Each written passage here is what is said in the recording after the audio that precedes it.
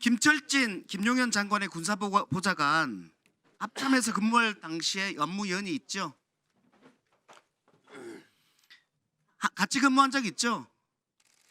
뭐 국방부 전체로 보면 그 건물에서 근무한 적은 있지만 같은 업무 개선으로 근무한 적은 없습니다. 다만 알고 있는 사이입니다. 김용현 장관과는 지휘관을 모신 적으로 있죠? 20년 전에 1경비단장 네, 좋습니다. 시작할 때 예우 실무자로 근무. 상황 설명을 좀 드릴게요. 12월 2일입니다. 12월 2일 오전에 이진우 수방사령관이 김용현 국방부 장관한테 이런 보고를 합니다.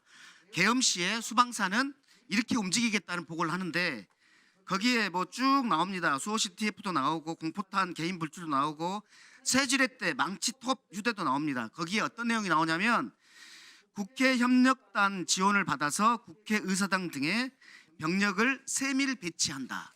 이렇게 나오거든요.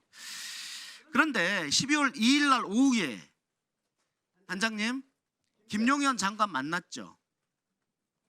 네, 그렇습니다. 예, 김철진 보좌관하고 같이 만났죠? 예, 맞습니다. 네. 이렇게 보내기가 그때 무슨 얘기를 했습니까?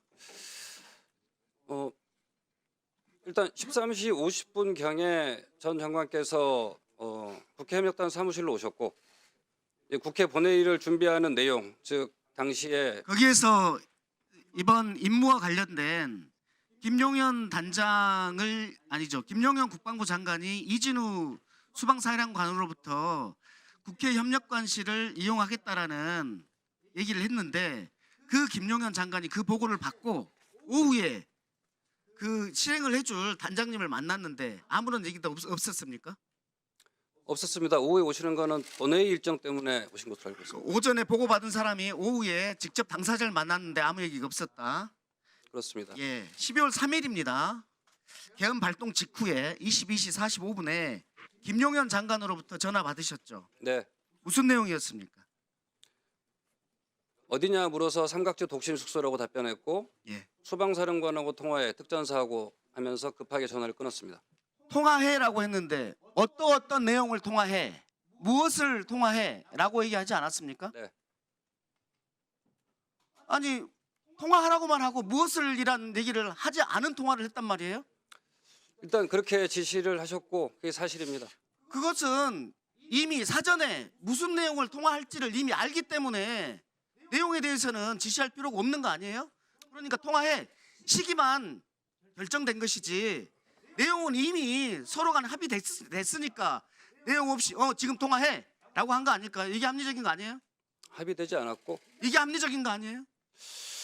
합의되지 않았습니다. 저도 가장 답답한 아무런 내용도 없이 통화해라고 하는 게 그런 통화를 국방부 장관이 한다는 게 말이 됩니까? 당시 굉장히 급하게 여러 전화를 하신 걸로 알고 있습니다. 예, 그래서 23시부터 수방사령관에게 전화를 하시거나 또는 수방사령관으로부터 전화를 왔죠. 총 8차례 소방사령관으로부터 전화를 수신했습니다. 네, 어떤 내용이었습니까?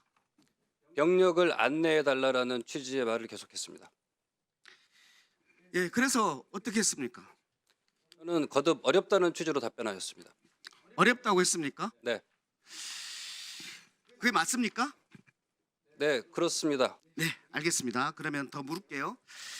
23시 14분에 이진우의 요청을 거부했다는 거거든요. 어렵다.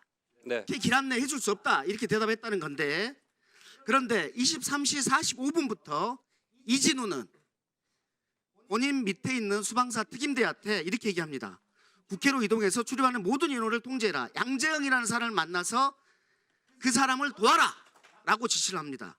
또 24시 4분경에는 이진우는 수방사 김창학 군사경찰단장에게 특임중대가 국회 안으로 들어가서 양재용 장관을 만나서 게이트를 하나 받은 다음에 그곳을 차단해라 라고 합니다. 그 김창학은 다시 1시 35분에서 36분 사이에 자기 밑에 선발대하고 후발대 지휘관들에게 국회 안으로 들어가서 양재영 장관을 만나라 라고 계속해서 지시를 합니다. 그러면서 계엄군은 계속해서 국회 안으로 진입을 합니다. 해제 이후에도. 단장님께서 이진우에게 그렇게 거절을 단호하게 했는데 어떻게 이진우는 그 이후에 계속해서 자기 밑에 부하들에게 그 지시를 합니까? 그 지시가 살아 움직입니까? 이상하지 않아요?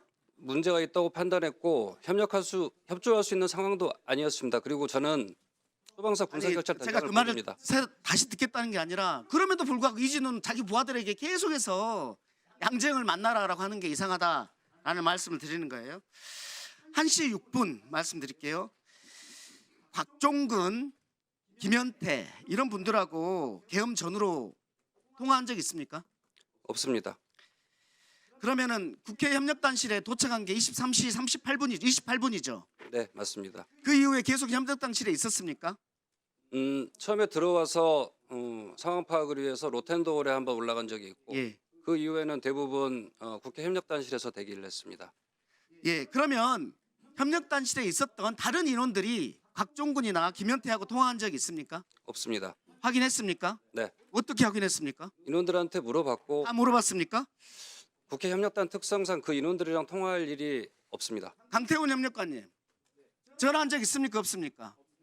전혀 없습니까? 예, 없습니다. 여기 5명 그날 있었죠? 5명 있었는데 그분들 다 통화한 적 없습니까? 제가 알기는 한에서는 통화한 사실이 없습니다.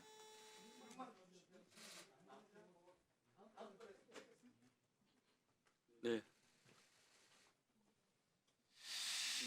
1시 1분에 계엄이 해제되거든요. 네, 그런데 1시 6분에 김현태가 본관 4층에 있다가 지하 1층으로 내려와서 차단기를 내립니다. 그런데 1시 11분에 특임대 텔레그램 단체방에 정문들, 요원들 전원 모여라. 조용한 루트를 찾아서 들어가는 중이다. 이렇게 하고 있거든요. 거기가 어디냐면 108호죠. 협력관실이. 맞습니다. 지하 1층이 바로 그 밑입니다. 그리고 거기에서 하나 올라가면 로텐도홀 2층입니다. 그런데 어떻게 이 특임단이 내부를 전혀 모른다는 사람들이 갑자기 4층에 있다가 지하 1층에 하나 열려있는 이 분전만을 찾을 수가 있었을까? 내부에 조력 없이 할 수 있었을까요? 그 내부 조력을 협력관실에는 저는 없다고 보는데 어떻게 생각하세요? 전혀 그런 사실이 없습니다.